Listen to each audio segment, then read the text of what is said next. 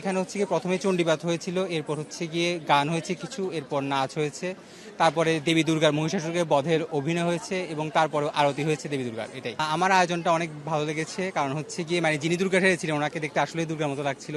মানে খুবই সুন্দর অ্যাক্টিং করেছিলেন উনি, মহিষাসুরের সাথেও মানিয়েছে, সব কিছু মিলে ভালোই ছিল। এবং লাস্টে হচ্ছে কি যে আরতিটা হয়েছিল মানে ঢাক ঢোল বেজে, ওটা হচ্ছে কি আমার সবচেয়ে বেশি ভালো লেগেছিল, কারণ তখন পূজার একটা ফিল আসছিল যে হ্যাঁ পূজা আসলে চলে এসেছে। এখনো আমি আসলে আমেজ এত বেশি অনুভব করছি না, কারণ হচ্ছে গিয়ে মূলত হচ্ছে গিয়ে পঞ্চমী থেকে যখন আমি দুর্গা মণ্ডপে যাবো তখন থেকে মূলত আমেজটা আসলে ফিল করতে পারবো।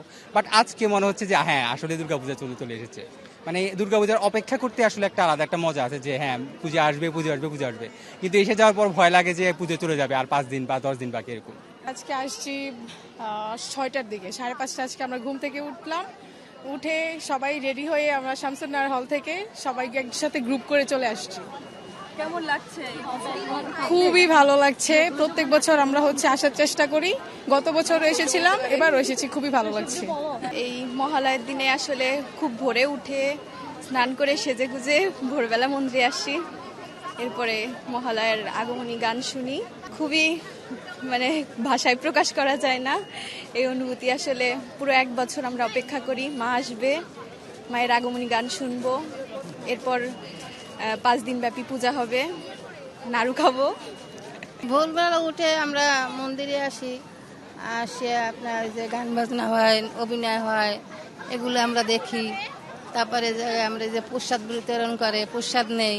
আজকে তো দেবী পক্ষের শুরু, আর আমাদের শুরু হয় এইভাবে, আমরা ভোর রাত্রে উঠি, স্নান করে সাজগুজ করে মায়ের এখানে চলে আসি। এই কেমন লাগছে সব মিলিয়ে? খুব ভালো, গত বছরের চেয়ে এবছর তো আরো বেশি সংখ্যক অনেক অনেক। আমরা কয়েক বছর ধরে আসি, তো তো প্রতি বছরই আসলে ব্যাপারটা মানে বাড়ছেই। সবার কাছে হয়তো বা গ্রহণযোগ্যতাটা অনেক বেশি এখন হচ্ছে, সবাই এখন বেশি বেশি জানতেছে, সেই কারণে এবার মানে আরো অনেক হয়েছে আর কি।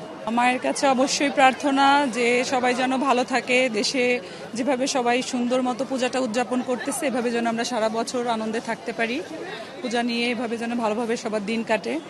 এখনো পর্যন্ত তো মনে হয় নাই কোনো শঙ্কা আছে, কারণ আমরা অনেক ভোরে বাসার থেকে এখানে এসে পৌঁছেছি, আর রাস্তাঘাটেও কোনো অসুবিধা হয় না। এখানে এসে দেখেও মনে হয়েছে যে না, শৃঙ্খলা আছে, কোনো অসুবিধা নাই।